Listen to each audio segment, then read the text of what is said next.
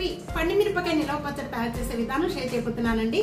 First time కూడా తయారు చేసుకునే వాళ్ళు ఇదే లెక్కలతో ఇదే విధంగా తయారు చేయండి, చక్కగా వస్తుంది. చాలా రోజుల వరకు కూడా నిలవ ఉంటుంది. 1 కేజీ చూపించబోతున్నాను ఈ రోజు.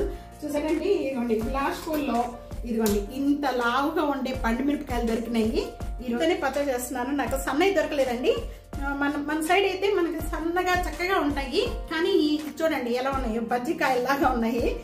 లాస్ట్ ఇయర్ కూడా నేను వీటితోనే చేస్తాను, కానీ చాలా టేస్ట్ గా ఉంటుంది. అందుకనే మళ్ళీ ఈ ఇయర్ కూడా ఇదే వీటితోనే చేస్తున్నానండి.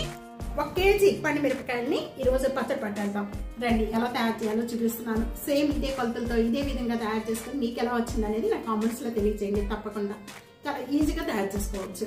రండి, ఎలా తయారు చేయాలో చూసారు. హాయ్ ఫ్రెండ్స్, 1 కేజీ పండుమిరపకాయలు ఇవన్నీ కూడా మంచిగా సాల్ట్ వాటర్తో క్లీన్ చేసుకుందాం. ముందుగా ఇవన్నీ క్లీన్ చేసుకునే ముందు మనం ఈ తొడియాలు ఉన్నాయి కదండి, ఈ తొడియాలతోనే క్లీన్ చేసుకోవాలి. ఈ తొడియాలు తీసి క్లీన్ చేసుకున్నారంటే పచ్చడి అనేది నిలవ ఉండదు, ఎక్కువ రోజులు బూజు పట్టేస్తాయి. కొన్ని కుళ్ళిపోయినవి ఉంటాయి, వాడిపోయినవి ఉంటాయి. ఇవన్నీ తీసేసి సైడ్ పెట్టేసేసుకోండి, పచ్చడికి పనికి రావు. ఓకే ఫ్రెండ్స్, సాల్ట్ వేసేసుకొని మొత్తంగా వేసేసుకొని ఇలా క్లీన్ చేసేసుకున్నారనుకో. పండుమిరపకాయలే కాదండి, మనం రోజు వాడుకునే కూరగాయలు కూడా మనం క్లీన్ చేసుకున్న వాటిని అన్నిటిని కూడా కొద్దిగా తీసేసుకొని వేసేసుకోండి. మొత్తం కూడా ఇలా వేసేసుకుంటే మనకి వాటర్ అంతా కూడా సపరేట్ అయిపోతుంది, తుడుచుకోవడానికి చాలా ఈజీగా అయిపోతుంది. కూడా మనం కొద్దిగా వేసేసుకొని ఈ విధంగా క్లీన్ చేసుకోవాలి. కాటన్ క్లాత్తో కొద్దిగా ఇలాగ అన్నీ కూడా మొత్తం తుడిచేసేసుకొని పక్కన పెట్టేసుకోండి. ఇలా తొడియాలు తీసేయండి. తొడియాలు తీసేసుకొని ఇంకా బయట ఆరపెట్టేయండి. బయట ఆరపెట్టడం వల్ల ఈ చెమ్మ కానీ ఎటువంటిది ఉన్నా కూడా మొత్తం ఆరిపోతుంది. చిన్న చిన్న పీసెస్గా కట్ చేసుకుందాం. కట్ చేసేసుకొని అన్నీ కూడా సైడ్ పెట్టేసుకోండి. ఇప్పుడు మనకి 1 కేజీకి పండుమిరపకాయలకి ఏమేమి కావాలో చూసేద్దాం. 200 గ్రామ్స్ చింతపండు తీసుకున్నాను. చింతపండు పీచులు కానీ విత్తనాలు కానీ ఏమీ లేకుండా ఇలాగా సపరేట్ చేసేసుకోండి. 200 గ్రామ్స్ చింతపండు, 200 గ్రామ్స్ గల్లుపు, 2 టేబుల్ స్పూన్ మెంతులు, 2 గుప్పులుగా ఇలా 2 గుప్పులుగా తీసుకోండి. ఫస్ట్ టైం కూడా చేసుకునే వాళ్ళు చాలా ఈజీగా తయారు చేసుకోవచ్చండి. ఇలా చేసుకున్నారంటే ఇదిగోండి 2 గుప్పుళ్ళు కదా. ఈ పొట్టు అంతా కూడా తీసేసుకుంటే మీ ఎండలో పెట్టారనుకోండి, కొద్దిగా ఆయిల్ రాసేసి మనకి ఈజీగా పొట్టు వచ్చేస్తుంది.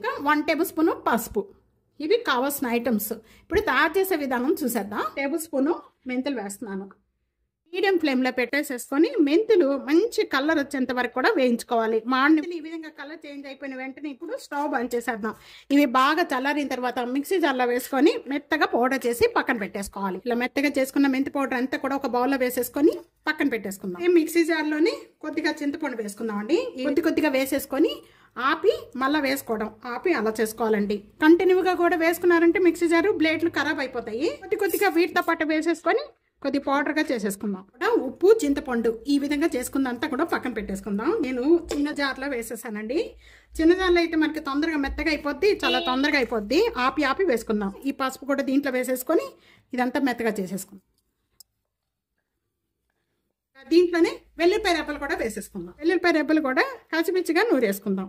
ఈ విధంగా కచ్చిపిచ్చిగా వేసుకుందాం. మళ్ళీ కొద్దిగా పండుమిరపకాయలు వేసుకొని వాటిని కూడా పేస్ట్గా చేసుకుందాం. మళ్ళీ వీటితో పాటే మనం ఇప్పుడు పండుమిరపకాయలు వేసినప్పుడే వీటితో పాటే మనం ఉప్పు చింతపండు చేసుకున్నాం కదండి. ఈ ఉప్పు చింతపండు కూడా ఒక 2-3 టేబుల్ స్పూన్ దీంట్లో వేసేసుకొని మెత్తగా చేసుకుందాం. పౌడర్ కూడా దీంట్లో ఒక టేబుల్ స్పూన్ వేసేసుకొని మిగతాది మళ్ళీ రెండోసారి వేసుకుందాము. ఇలాగ పెట్టేసుకోండి. ఇదంతా ఒకసారి మెత్తగా రుబ్బుకుందాం. పట్టుకున్న ఈ పచ్చడి అంతా కూడా ఒక బౌల్లోకి వేసేస్తున్నాను. చూస్తున్నారు కదా, ఈ విధంగా మెత్తగా చేసుకోవాలి. దీంతో పాటు ఈ మెంతి పౌడర్ కూడా ఇలా చిన్న జార్లు ఉన్నాయనుకోండి, చక్కగా తొందరగా అయిపోద్ది పని. నేను లాస్ట్ ఇయర్ ఈ పండుమిరపకాయలతోనే చేశానండి. చాలా టేస్ట్గా ఉంది. లావుగా ఉన్నాయి, ఎలా ఉంటుందో అనుకున్నాను. మళ్ళీ వైజాగ్ నుండి తెప్పించుకోవాలి అనుకున్నాను పండుమిరపకాయలు, కానీ వీటితోనే చేసి చూద్దామని ఒకసారి ట్రై చేశాను లాస్ట్ ఇయర్. చాలా బాగుంది చట్నీ, చాలా బాగుంది. కూడా తడి లేకుండా చూసుకోండి. తడి లేకుండా చూసుకున్నారంటే చాలా రోజుల వరకు కూడా మనకి నిల్వ ఉంటుంది. చక్కగా టేస్ట్ కూడా బాగుంటుంది. లేకపోతే ఇంకా కలిపేసేసుకొని ఇంకా సైడ్ పెట్టేసుకుందాం, మూత పెట్టేసి. రోజంతా ఈ విధంగానే పెట్టుకున్న పండుమిరపకాయ పచ్చడి బాగా ఊరిపోయింది. చూస్తున్నారు కదా, అసలు ఎంత స్మెల్ వస్తుందండి మూత తీయంగానే. పచ్చడి అంతా కూడా మళ్ళీ ఒకసారి బాగా కలుపుకుందాము. నేను బాగా మెత్తగా చేశానండి. మీకు కావాలి అనుకుంటే కొద్దిగా పలుగ్గా చేసుకోండి. ఆ పండుమిరపకాయ మనం తినేటప్పుడు కొద్దిగా తగులుతూ బాగుంటుంది. నేను బాగా ఊరిపోయిన పచ్చడి అంతా కూడా ఈ విధంగా కలుపుకొని బాటిల్లోకి పెట్టేసుకుందాము. కావాలి అనుకుంటే అప్పుడు కొద్ది కొద్దిగా తీసుకొని తాలింపు పెట్టుకోవచ్చు. అదే కనుక ఒకేసారి పెట్టుకున్న తాలింపు కూడా చాలా టేస్ట్గా ఉంటుంది. నేను కొద్ది కొద్దిగా తీసి తాలింపు పెట్టుకోవడానికి నేను ఈ పచ్చడి అంతా కూడా నేను ఈ బాటిల్లోకి వేసేస్తున్నాను. పచ్చడి చూస్తుంటేనే నోట్లో నీళ్ళు కారిపోతున్నాయి నాకైతే. అసలుకి ఎప్పుడెప్పుడు తినేయాలనిపించేస్తుంది, అంత బాగుంది. చూస్తున్నారు కదా, కలర్ చూస్తుంటేనే మీకు తినాలనిపించేస్తుందా? ఇంకెందుకండి లేటు, తొందరగా ఇదే కొలతలతో ఇదే విధంగా తప్పకుండా ట్రై చేయండి. చాలా టేస్ట్గా చాలా బాగుంటుంది. ఫస్ట్ టైం కూడా తయారు చేసుకునే వాళ్ళు ఈ కొలతలతో చేశారంటే చాలా ఈజీగా తయారు చేసుకోవచ్చు. చాలా రోజుల వరకు కూడా మనకి నిల్వ ఉంటుంది పచ్చడి అనేది. చూస్తున్నారా, ఇలాగా మనం బాటిల్ అంతా కూడా పెట్టేసుకుందాం. మిగతాది నేను తాలింపు పెట్టి చూపిస్తాను. మీరు ఇది ఫ్రిడ్జ్లో పెట్టుకున్నారనుకోండి, కలరు ఇదే విధంగా ఉంటుంది. అదే బయట పెట్టుకున్నారనుకోండి, కొన్ని రోజులకి కొద్దిగా కలర్ చేంజ్ అవుతుంది. అంతేనండి డిఫరెంట్. తాలింపు పెట్టి చూపిస్తాను. రైస్లోనే కాదు, బ్రేక్ఫాస్ట్ అన్నిట్లో కూడా చాలా బాగుంటుంది ఈ పచ్చడి. మనం దోశలు వేసుకునేటప్పుడు దోశ పైన రెడ్ చట్నీ అంటాం కదండి, అలా వేసుకొని కూడా తీసుకోవచ్చు.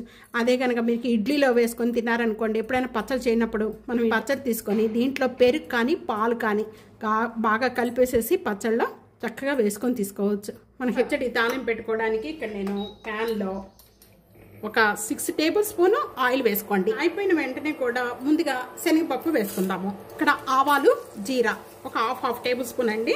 ఆవాలు, జీలకర్ర రెబ్బలు, ఒక 2 ఎండుమిర్చి ఇతో ఉండగానే ఇంగువ. ఈ తాలింపు కూడా బాగా వేగిపోయినాయి కదా, వేగిపోయిన వెంటనే కూడా నేను కరివేపాకు వేస్తున్నాను. తాలింపు అంతా కూడా బాగా వేగిపోయింది. స్టవ్ ఆన్ చేసేస్తున్నాను. నిలవ పచ్చళ్ళకి ఎప్పుడు కూడా తాలింపు అనేది బాగా చల్లారిన తర్వాత కలుపుకోవాలండి, అలా వేడి మీద కలుపుకూడదు.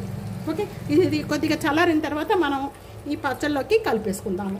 చూస్తున్నారా, కలర్ ఎంత బాగుందో, ఎప్పుడెప్పుడు తినేలా అనిపించేస్తుందండి. నేను ఈ పచ్చడి కోసం ఇప్పటి వరకు కూడా ఫుడ్ తినలేదండి. ఇంట్లో నుంచి లాలాజలం వచ్చేస్తుంది. నేను ఇప్పుడు ఇది ఫుడ్ తినాలన్నమాట, ఈ పచ్చడి వేసుకొని తినాలి. తాలింపు అంతా కూడా బాగా చల్లారిపోయిందండి. చల్లారిపోయిన వెంటనే కూడా ఇప్పుడు దీంట్లో కలిపేసేస్తున్నాను.